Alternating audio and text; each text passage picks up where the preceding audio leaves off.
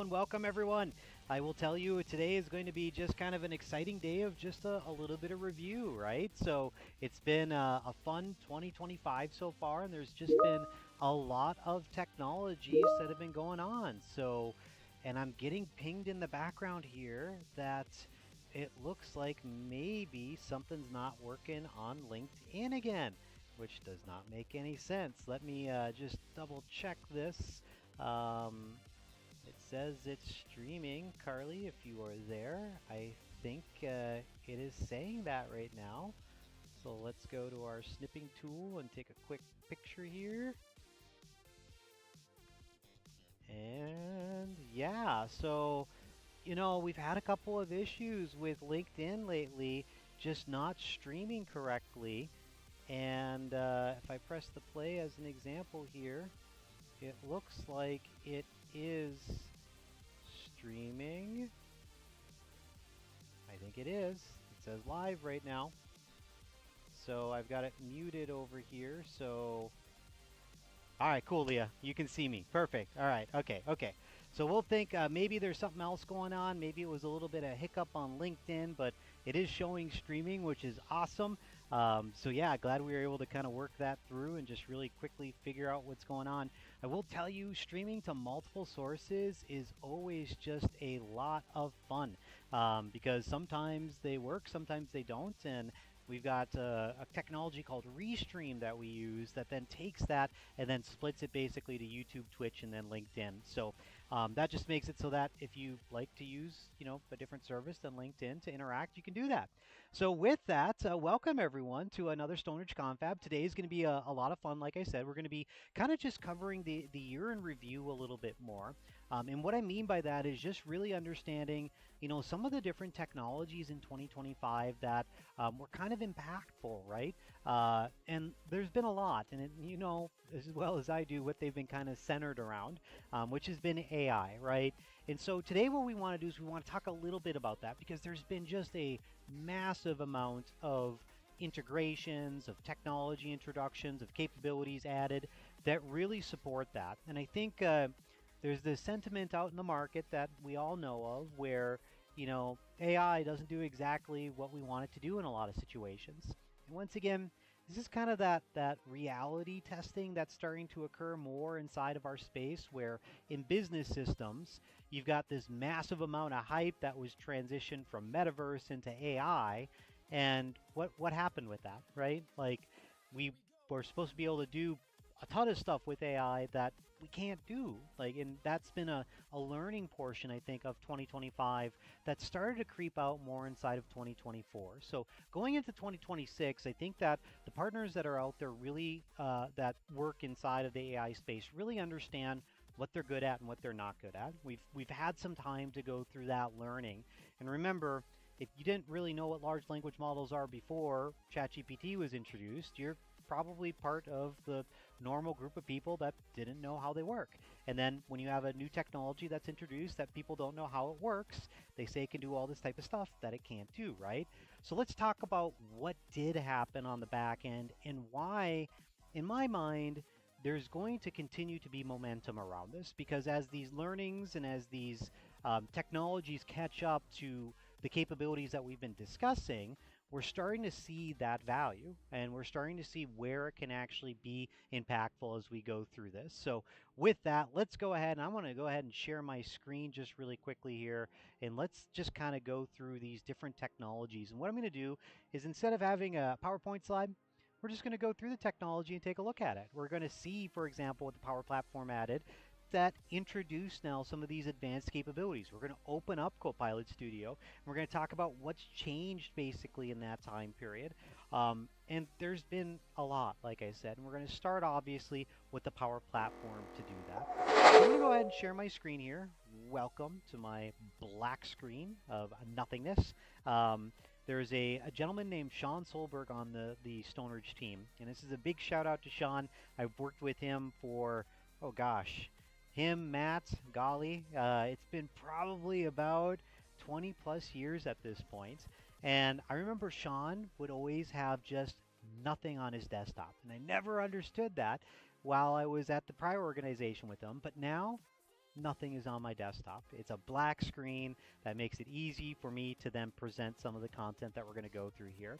So with that, I'm going to go ahead and open up Chrome, and what we're going to do is we're going to go to our Maker portal inside of Power Apps, because I think this is just a really good way to kind of show then, like, what are all these great new capabilities that have been added.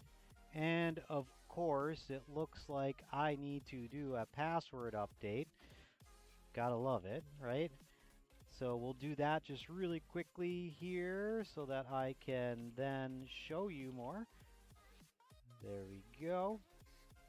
And let's go through and then really kind of dive into then what we have here from a Power Apps perspective. Now, if you remember at the beginning of 2025, we started to see more in terms of the integration, obviously, of really AI inside of the Power Platform.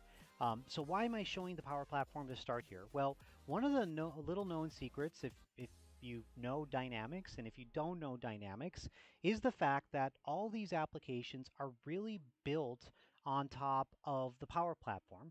Examples of that would be when we create tables, the forms, and the views that are related to it. Basically, that information then is being housed and stored, and we do app development and all that kind of stuff for the Dynamics products, for what we call the customer engagement or CE products inside of the Power Platform.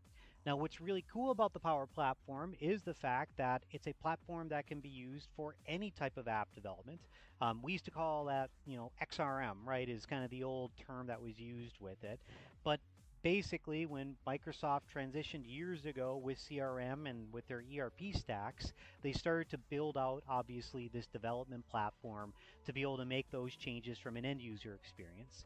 And what's interesting about this, just quite candidly, like, I know, like, the CE team, they're like, yeah, it's amazing, isn't it? And it's like, well, Business Central or Nav had that concept. It was geared towards accountants, for example.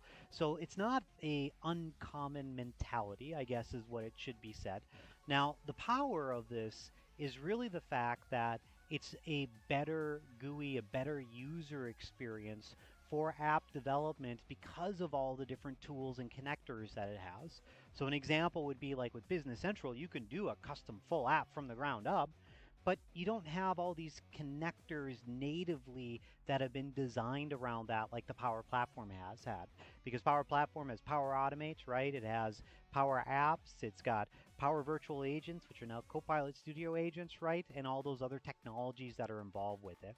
So in 2025, what we started to see here was more of the AI enablement around the maker portals. Because one of the really good use cases with generative AI technologies is the fact that it can help you go faster to build things. And I will say, hands down, like if there's any type of value that you can ever get from generative AI, it is absolutely through iterative app development. Case in point, I've mentioned this a couple of times. I know Linux. I've got Ubuntu. That's what runs really my home infrastructure, for example.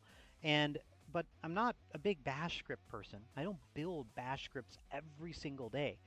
So I don't know the syntax related to it. I don't know all the formatting guidelines that are supposed to happen. But I had an obstacle I needed to accomplish to basically go through and tackle, for example, some Wise camera changes that I wanted to do. And I had to build scripts for that. Well, if I would have done this using non-generative AI technologies, it would have taken me hours, maybe even days to build these scripts that literally took me minutes. And once they were built, they were easy to navigate because if you know code and syntax, typically you can read code much easier than you can recall the exact verb that's used to do that action inside of code, right? So once again, really generative technology helps you go faster by being able then to create things very rapidly that use language. And this is one of those key learnings inside of 2025 that I think is finally catching up to the industry, which is generative technology inside of Copilot is really good for specific tasks, meaning pattern matching inside of emails, pattern matching inside of text. And I don't mean numerical text. I mean text as a language, and then the output as a language as well. And this is a really interesting concept because when we think about biz apps and what use cases generative technologies like Copilot can tackle, they really need to be positioned properly. So just as an example here, inside of inside of the makerspace here, one of the areas that they added in 2025 was the ability to basically make plans, right? And what's really cool about this is that these plans allow for you basically to go ahead and build out what you want to create. Now, before what we had, if we look at, for example, our tables, we had the ability to come in here and use, for example, the Get Started with Copilot, which was on the front page, if you remember, before they introduced the plan capabilities inside of the Power Platform. But here is where you would say, for example, I'd like to create a time entry table that will track all time, have an internal description and an external description, and allows for users to record the client or account, and also any additional project details that are related to that time entry, right? And you can go up to 2,000 characters. You can say make multiple tables, right? You can make them large, right? So like we'll say large, we want to include those relationships as well. So these are new features even that were added then into the makerspace with this to basically generate those tables. And I'm going to tell you, like, when it comes to rapid application prototyping, this is awesome. Like, it's not perfect. And once again, that's another learning in 2025 is don't expect it to be perfect. Expect it to make your work easier or faster 20 to 30% of the time. And 20 to 30% can be meaningful, especially depending upon how big of an impact that can have on your user community, right? So if you're a big company that has 10 developers, well, you can do 20 to 30% more with those. And so we can see here as an example that now, even in 2025 here with the improvements that we've seen within Power Apps, it can generate basically these tables and these details that are related to it. And from here, I've got a whole new rich designer that I can do with it. I can come in here, for example, and view the sample data that it generates in the background related to it. I can go ahead and add new columns by saying like add an internal date column to the time entry table, right? So I can basically go through and instruct what I want it to do inside of here using basically Copilot to tackle those given scenarios. So this has been a huge enablement, obviously, around the Power Platform to make it even more capable when it comes to really these additions and changes, and still allow you, for example, to come into these fields and then make changes to them as we go through it. So there's also the fact that, you know, this is an iterative problem that we've been working on really as an entire group around this, right? Where with Copilot, for example, depending upon the configuration and the changes that have been instilled into the environment, sometimes we get things where they don't work or they do work, right? So you can see here, I did get it to work after I did the retry that was related to it, where now I've got some internal dates and added some internal descriptions and additional details that are related to it, right? So once again, depending upon where you are in terms of your adoption and use of it, well, you may still need to come in here, for example, and make changes then to these columns, or go through and remove them, or add new rows manually as you go through this. The point is to go faster. Once again, I use this pretty much in every single demonstration. When a customer has, for example, a requirement that they come up with that says, Scott, I'd like to track additional details regarding this table or this data, I'll go as part of our demonstration process and add these and always represent that we created these new capabilities, but it just makes it more rapid instead of starting from the ground up and going through and creating every single column manually. I can get a lot of these fields added and then I can remove them, change the relationships, change the field links that are related to it. I can just do a lot more, obviously, as I go through that. So this is an example then of where we're starting to see more and more of that Copilot enablement for the generation of capabilities inside of an environment. And just as an example, if I look at the custom tables in my dev environment, like a lot of these have been generated using basically that capability. So once again, it just makes me go faster. Now, some of the other areas, like if we go back to our home, the other concept here was obviously this concept of a plan, right? So if I need, for example, employees need to log vacation hours that are related to it, what I want to do is I want to have this build out really the requirements that are related to it. So this agent concept where we start now being able to do development from a Power Platform perspective using these plans allows for us basically to expand the business value that's going to be needed then to tackle that particular objective. And what we can do is we can use that then to basically align the different types of technologies and capabilities and processes that are really needed to get to that goal that we're trying to accomplish. So that plan, as we call it, to be able to go through and then generate that content. And this is something that, once again, a lot of people are like, well, that's nice. Well, how many times when you do an implementation, for example, do you not document it, right? Or you don't define, for example, the data model that's related to it or the views that are related to it. And you can see here as we start to go deeper, and once again, if I would have had more description and more detail that's related to it, I would have seen more of a build out, obviously, of this.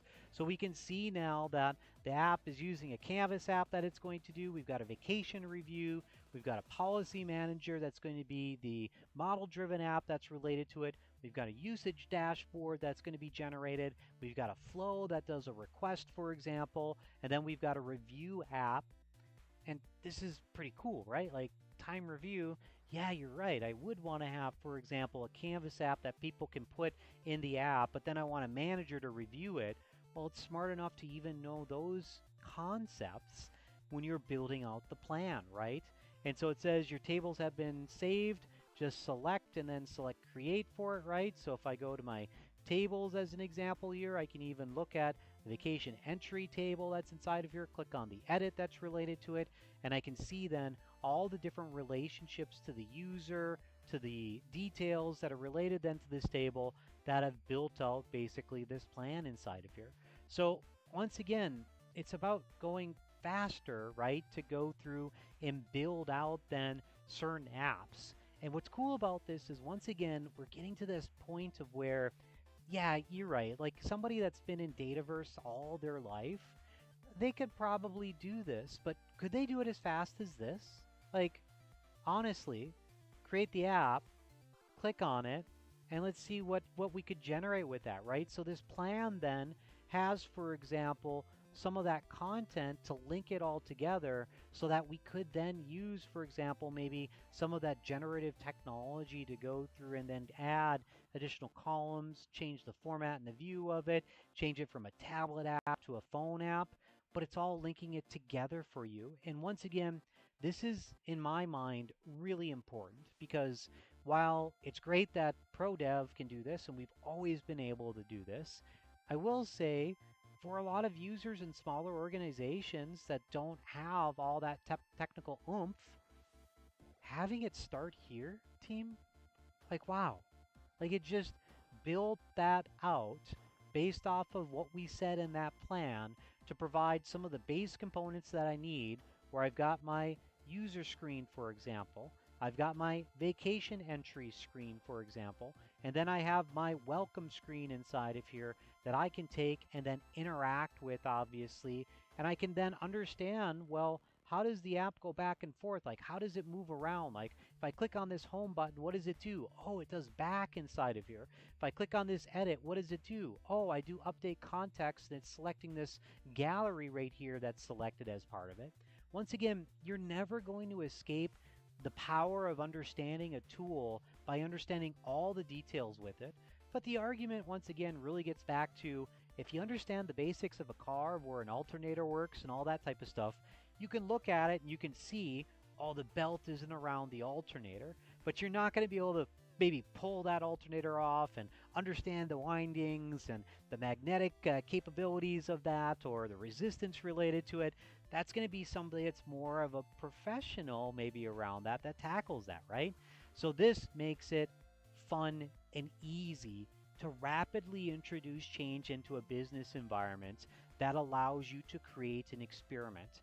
And once again, when it comes to technology, A lot of people think that they've got everything figured out when they initially implement some type of capability inside of the business. Quite candidly, a lot of people don't know. And that's why people are always a little bit worried to do business process redesign because poking the balloon in one spot causes something else to happen. Whereas when you can rapidly prototype, introduce a concept, work through a team, visually understand what's happening here, well, yeah, maybe this prototype switches into a V2 product in the future, but that's the same thing that Microsoft does with all the products, or any software developing company does, is as they accumulate those learnings, they basically then add that to the product, right?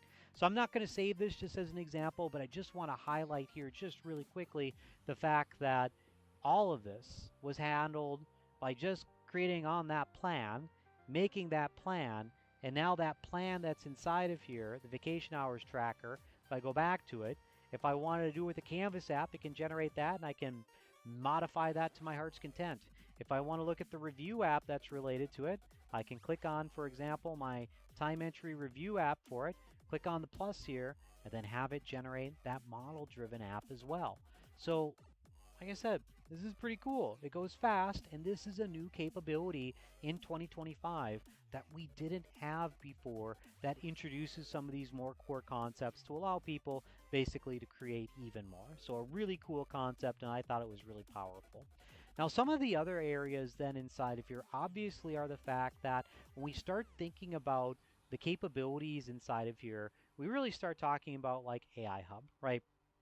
So in 2024, 2023, we always had this, right?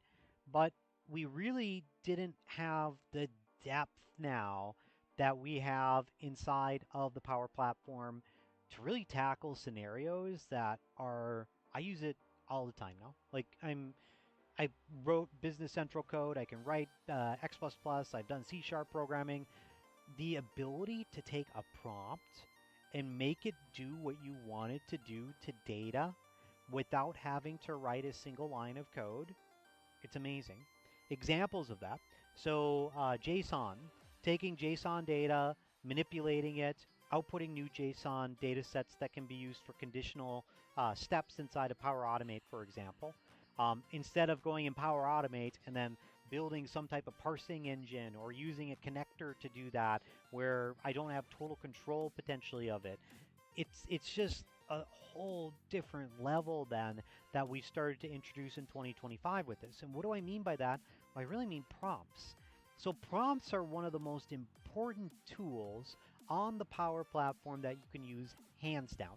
Because not only are prompts something where they're human readable and they're easy to understand in their natural language, but they can be embedded in many different areas of the Power Platform.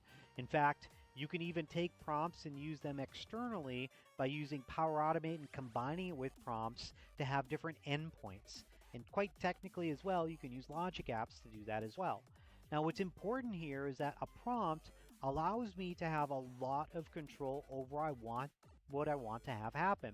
So an example here, as we kind of look at this custom prompt as an example, number one, and this is even a newer feature that they've added as well, if I want to browse the prompt library, I can see all these different types of prompts that I can actually incorporate then into basically this prompt to be able to drive that. Now, the other thing that I can do is that for instructions or for prompts inside of here, I can also then use Copilot generation to go through and then create, for example, what I want inside of this prompt.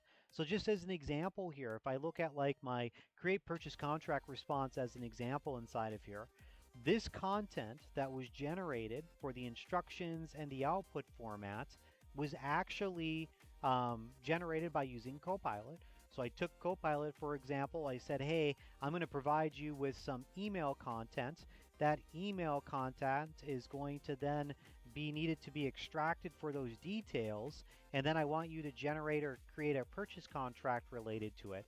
And if I test that as an example here, what we'll see is that it's able to go through and then generate that content very rapidly based upon the data that I pass to it. Because what I can do in a prompt is I can define then specific data that I want to then have interacting with it, right? So in this example, we're going to have email content that's related to it. And you can see here it generates basically this HTML document that has the quantity, the branch that we're going to be delivering it to. And in my email content here, you can see that I've got an email message that says, please turn this into a contract. And then it generates that inside of here. And here's the cool thing about it. Like this, like detail 1A, don't do any math, right? So instead of taking a contract and parsing it out and then somehow programmatically making it so that it doesn't do any sum or any of these averages or any of these other things that maybe you instruct it in the prompt to do, you can actually use natural language to define then what you want that prompt to do as part of the process. So here's an example then of where I can actually do that update and then test it, and then the output that's related then to this can either be, as you can see here, either, for example, our content here for the model response as text, but you can also then output it as JSON as well. And you know what I bet's going on here in the background, team? Convergence is going on right now, right? So I wouldn't be surprised if there's some features that are being introduced into the platform, which is slowing down, obviously, some of the generative technologies because they're doing a lot of launch announcements here. So they're absolutely making sure they've got the available bandwidth to do those presentations. So here you can see as well that you can define different output formats then that are related to this. So that way then if you want the output to be JSON, you can do that. And where do I use that? Well, for example, if I want to get something from an email, such as the branch, the quantity, the delivery period here, for example, and the data that I pass into it is either text or JSON, what I can do is if I test this, is I can actually have it return then data in a formatted JSON format, for example, because then with JSON, what's cool about it is that you can navigate it in different areas to be able to drive that. So once again, these are new features in 2025 that we didn't have as deeply as we have now, obviously. And beyond that, like they saw, okay, well, great, we can do all that. But the customized JSON, for example, by defining more of a templated format for it, we can use that as well. And the reason we needed all this really was because of Copilot Studio, right? Where it added then basically additional content that's related to it to drive that, right? So one of the final things I want to note here, and this is huge when it comes to 2025, the model selection. It's been quite the adventure to go from GPT-4 to 4.1, right, to the preview feature of 4.5, to the reasoning models of 0.1, 0.3, right? I'll tell you, it's been a ride. And I will tell you as well, it's been really hard to understand, like, what are these things really good at comparatively to each other? Well, what's really cool here is if I look at, for example, the different types of prompt models that we have inside of here, I can select different models in here then to generate different types of content. And you can see as well that not only do we have, for example, our 4.1 mini, we also have our 5 chat, our 5 reasoning, and then the anthropic models are also exposed inside of here. So if we look at different areas inside of here, what we can do is we can expose those different anthropic models, such as basically, if I remember correctly, it's not Claude. I don't remember the names of them immediately here, but we have access to those. But then you can also link these particular prompts basically to what we call custom models as well. So you can, in Azure AI Foundry, build a model or instantiate an Azure AI Foundry model that you can then reference inside of prompts to basically go through that process. And so here you can see it's Opus and Sonnet, sorry, are the two that are there. But if I also want to reference, for example, an Azure AI Foundry model that I have or I can connect to, I can do that as well. And what does that mean? Well, that means is that if you have 5.1 and you want to use 5.1 because Microsoft hasn't put 5.1 available in the experience, you can do that. If you want to do fine tuning, maybe there's specific scenarios for that model that you want to increase basically the likelihood that it'll go down this path, for example, with fine tuning. Well, you can do that in Azure AI Foundry because it exposes a lot of that underlying technology that you can use to modify the responses that are related to it. This is monumental because not only does it allow people to choose the value that they want to use that model, they also have the ability to keep data in the tenant where it doesn't go to outside Microsoft services. And what I mean by outside Microsoft services is, remember, it's always in the tenant when it's operating, but it's either a shared AI capability like Copilot, or it is something that you can build as a model to then use that. And you can even create new ones as well. And what's cool about when you create new ones is that you can define what it is, you can define the base model name that's related to it, fine-tune models that can be here, and you can do descriptions as well. So you can even build, for example, additional models that can be exposed inside of here. What does this mean for you? Well, this simple. Like, let's break it down even further than that. Great, Scott, it gives me more power and capabilities to choose what I want it to do to generate content. You're right. The basic model, 0.0009 cents per 1,000 tokens. So, like, let's say you've got something that's really like a really basic type of extraction that you need from text. Well, the basic model does a really good job at that, and it's really cheap to run. And so therefore, if you send small blocks of text, for example, so 1,000 characters is about 1,000 K, right, in terms of tokens. I know there is some, technically it's 4 to 1, right? So that would be technically 1,000 tokens would be around 4,096 characters of text. But the thing that's interesting about this is that you can use basically that concept then to make it cheaper for your AI-enabled process to run. Because you go to the standard model, you start getting then into the 0.01 cents. Or, for example, the reasoning models are usually 13 cents, for example, per 1,000 tokens, right? So depending upon the need and scale of it, this capability that was introduced in 2025 is a really important and powerful concept. Now, obviously, I could go on and on about this, right? We've got, for example, even now in 2025 here towards the end, the new experience, right, that we have with the Vibe capabilities, right? So if we click on that, this is brand spanking new, right? That's in preview here, but then using basically the Vibe experience to see the plans, the apps, and all the other different capabilities. And this is probably being reviewed now or launched because of convergence, but this allows for us to use some of those Vibe concepts let's do an RSVP management system, right? We click on that and click on play to it. Very similar in terms of the Power Apps capability, where we now see these agents basically going through and building it out, and then from there updating the user experience to not be so overwhelming compared to where we are from a make.powerapps.com perspective. So once again, lots of improvement that's happening here. Now, one of the areas then I want to kind of go through, look at the enabled users. That's really cool. One of the other areas I want to kind of show here is going to be then the improvements in Copilot Studio, because you can't have a conversation about the Power Platform without Copilot Studio being involved with it. And why do I mention it? Well, quite candidly, like, it's been huge in terms of where we've come from in 2025 with Power Virtual Agents and the conversion to Copilot Studio, and then all of the additional integrations that we've had to do with it. Number one, describing what we want an agent to do to build it, or defining, for example, a workflow that we want to automate or an agent that we want to interact with, as well as, for example, the different agent settings that we can define up front to be able to drive that. So once again, they're building out more and more around, for example, these agent experiences that are out there. But I think the more important concept here in 2025 that started to evolve is really the alignment of the agents then to some of the more advanced technologies to make these agents smarter. One of the big pain points we have, every single large language model has, is that it doesn't do really good at calculating numbers. But in business systems, we need to interact with numbers all the time. So how do we do that?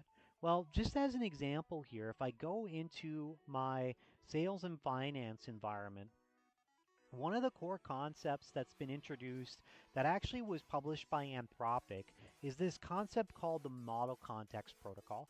You'll hear it called MCP.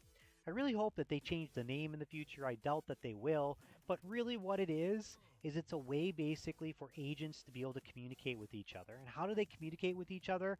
Well, when you connect to the other agent or the service that has MCP exposed, it defines basically what the different things that that service does can be used for. So it provides basically a description of the different types of actions that you can do inside of that particular service. So just as an example, if we look at our MCP agent for finance and operations as an example, and I click on the F&O portion of this. And what's really cool about this is that it's not just on F&O. Anna S. on our team actually went through and documented how it happens inside of Business Central. We have the ability to use MCP with CE, for example. And what's really cool about this is that it adds basically a tool that you can then access inside of the agent. And what that tool does is it defines then the different actions that can be done by interacting with that tool. And this is an interesting concept. And what do I mean by that then? Well, just as an example inside of F&O, with the MCP service that you can use then with finance and operations, you can actually have the agent itself interact with the F&O experience. And I mean the user experience.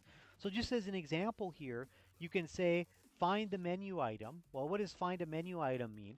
Well, it's defined inside of the MCP protocol that says, hey, find a menu item is basically the menu that's on the left-hand side inside of finance and operations. So if I want to, for example, look up my look up the on-hand quantity for Site 1, Warehouse 11 for released product A1231, right? So some of you that know our demo data know that those are HDMI cables, right? But what's really interesting about this, as you can see here, using the model context protocol, it says every step that it's going to go through to get to that result. So because I have basically this set up as a tool inside of here, what it's doing is it's running basically all of these different operations then to basically get to the goal that I've specified by using the model context protocol to navigate into finance and operations and click on the user. So you can see it found the relevant, you saw it pop really quickly there.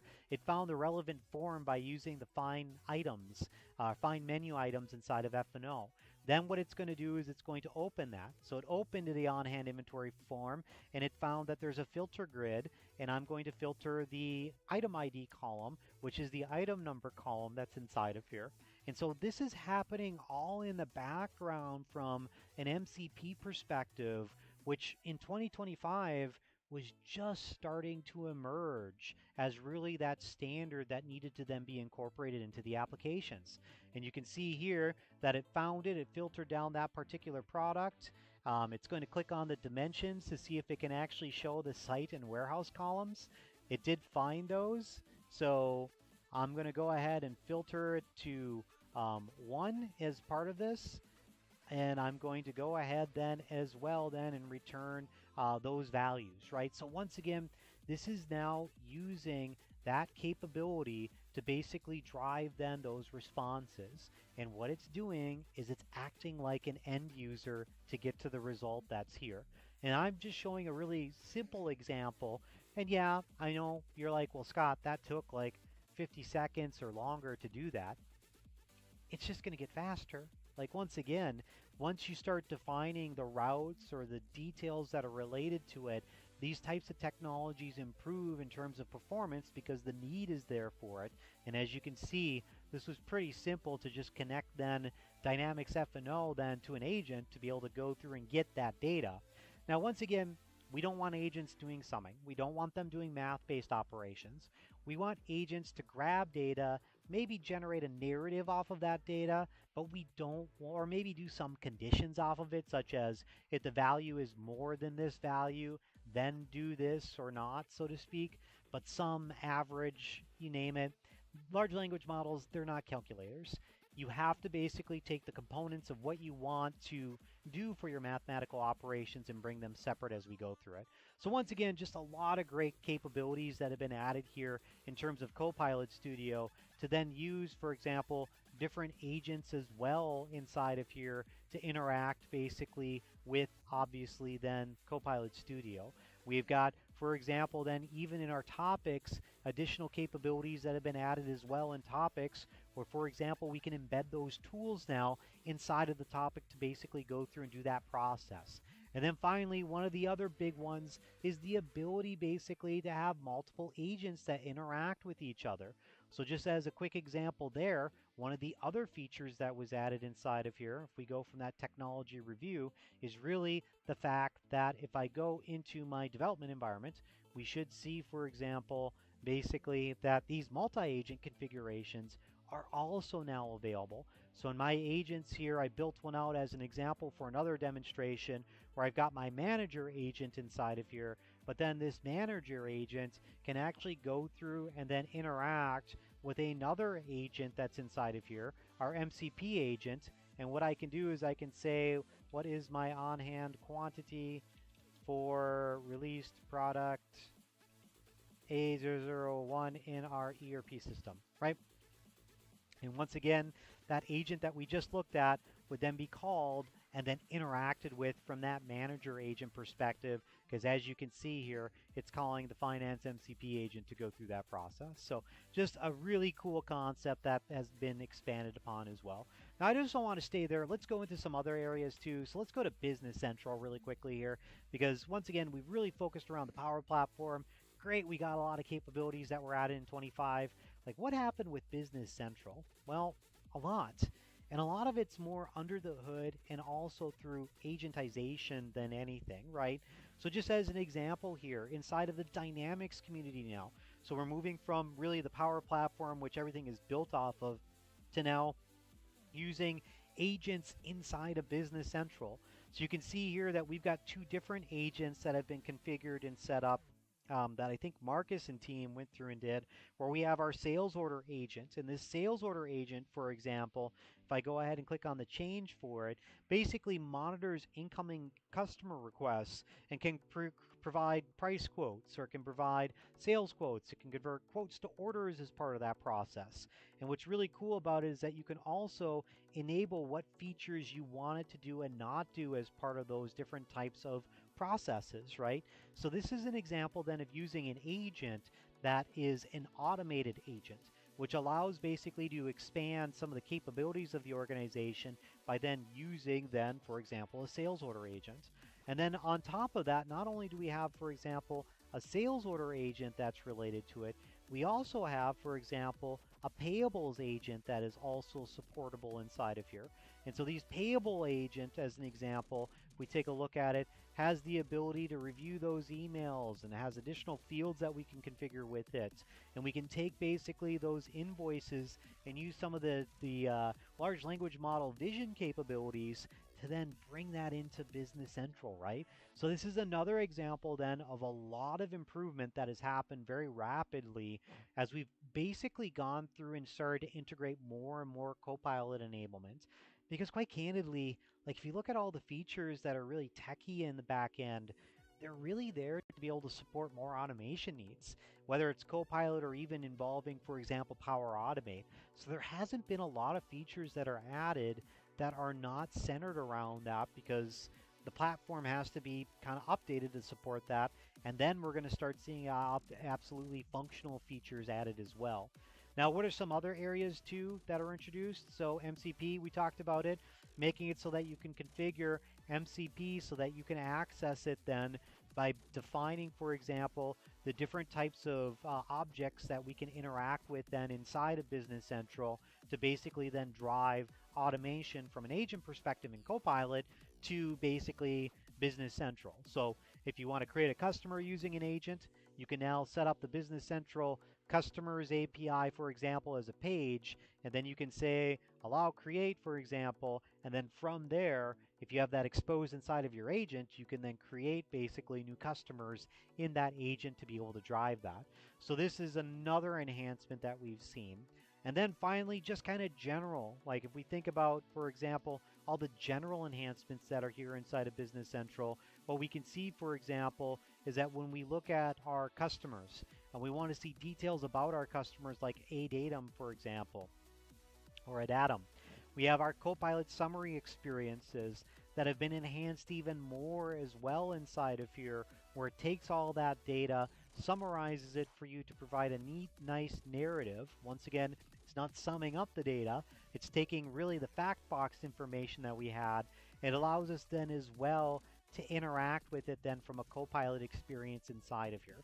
So this is just another example then of enhancing the user experience by enabling more features in 2025 that focus around Copilot. And if you've read the Wave release information, you're going to see that this is a real key component that Microsoft continues to double down on to make it easier for us then to interact with it. Not always perfect, but definitely the learning is getting better and better. Now it doesn't stop there. Let's go into really our CE environment again. So I'm going to go to my make.powerapps.com. I'm going to go into that environment again that we're going to take a look at here. So I'll actually go into our sales and finance environment. So I'll go ahead and open that up. And in our sales and finance environment, I'll go to my apps just really quickly here. And we'll go to our all apps. And I should have my sales hub, for example.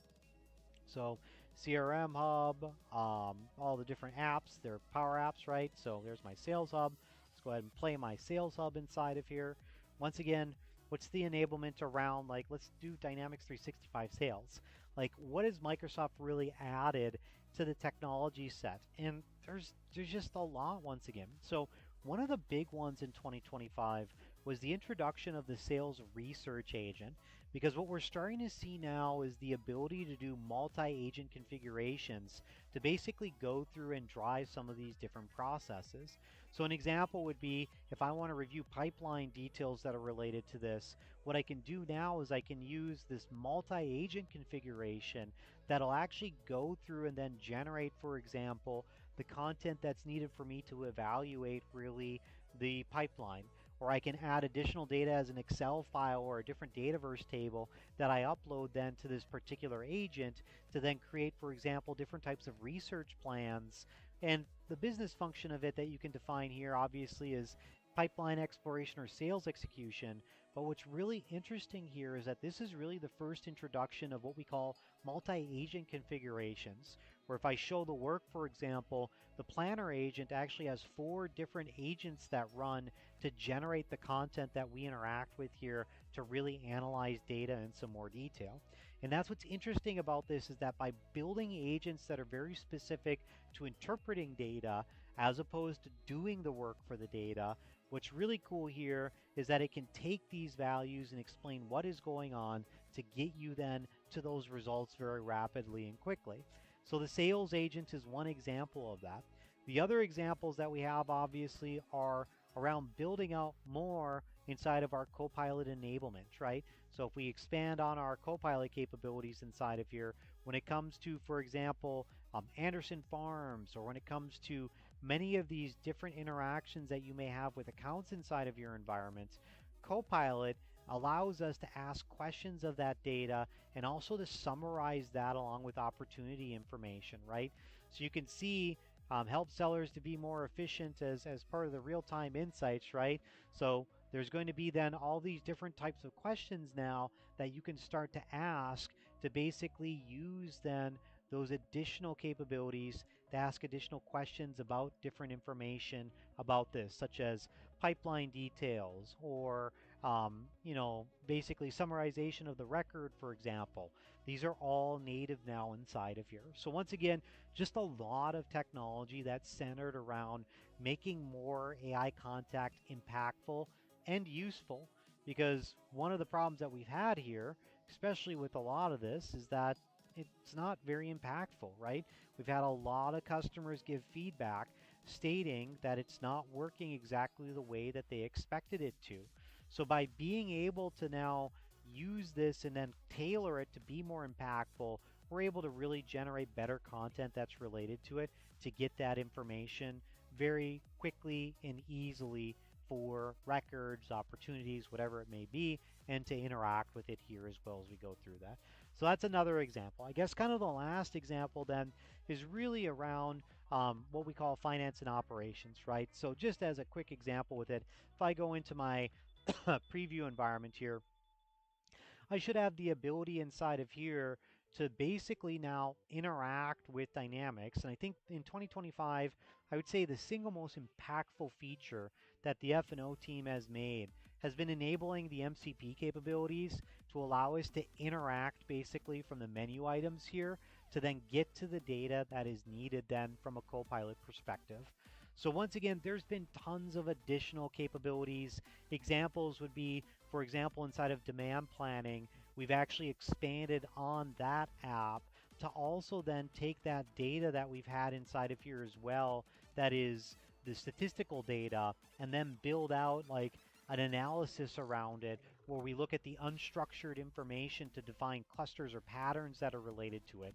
So that way when we're interacting with our worksheets, we can actually have summary information that's driven off of it.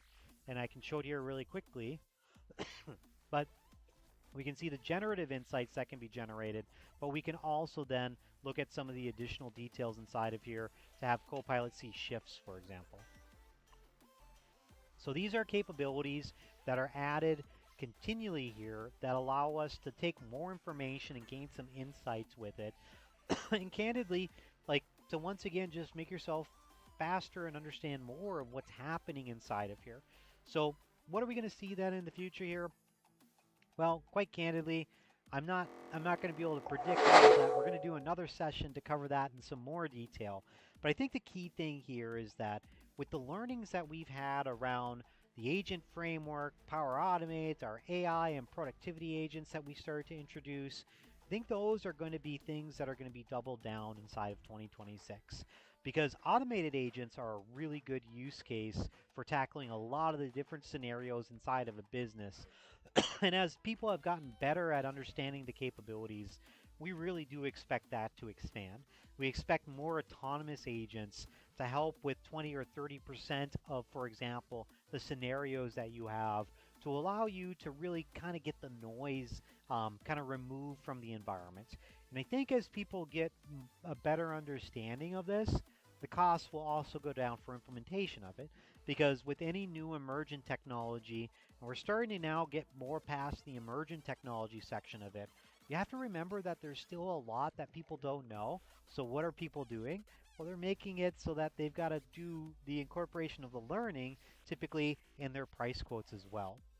So like I said, I expect this, we'll cover this more in our other session, but I expect a lot more in terms of this emergent technology to either be more focused on particular tasks where it's strong and the hype to kind of subside a little bit to the reality that's there, but the value I think is still going to be very impactful here in the future.